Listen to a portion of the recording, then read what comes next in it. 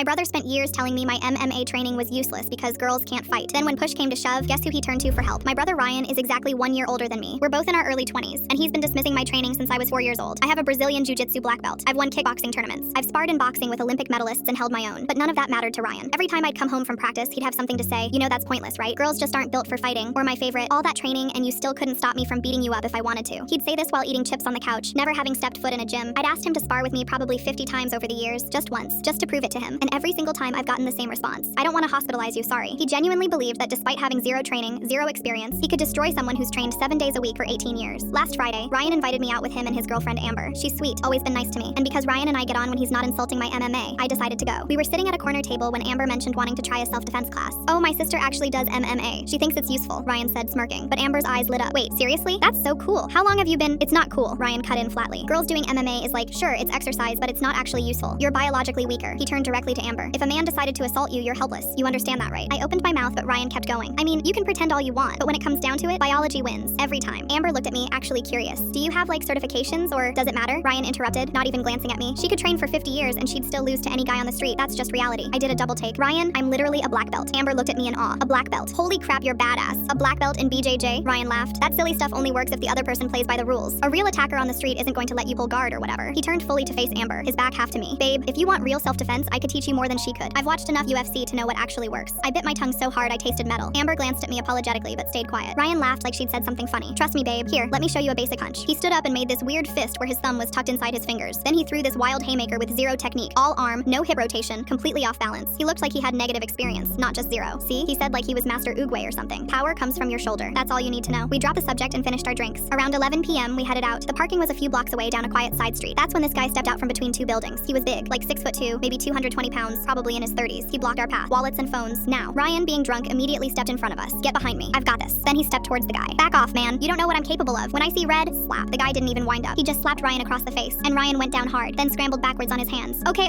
take whatever you want. Please, he turned to us. Give him your things, now. He was literally in tears. Amber was shaking and reaching for her pocket, but the guy didn't wait. He stepped over Ryan and grabbed Amber by her hair, yanking her toward him. She screamed. He started reaching down her bra. That's when I moved in. I grabbed his wrist with both hands and twisted hard, stepping to his outside. His grip on Amber released as his body turned. He swung at me, but I'd already ducked under, getting behind him. I wrapped my arm around his neck, locked my hands, and squeezed. Rear naked choke. He thrashed and elbowed my ribs a few times, but I held on. I knew I had my hooks in, my legs wrapped around his waist. He would be toast any second now. He swung wildly for the air a few more times before I felt him go limp, just on the verge of passing out. Then I let go. He was already on his knees, coughing, and when he looked up at me with pure, he just scrambled up and ran, stumbling down the alley. Amber walked over immediately, thanking me over and over. Can you teach me that? I want to learn everything you know. Yeah, of course, anytime. Ryan stood up, trying to speak. Amber, you don't need. Ryan, her voice cut him off. Your sister just saved us while you were crying on the ground. I'm listening to her about self-defense.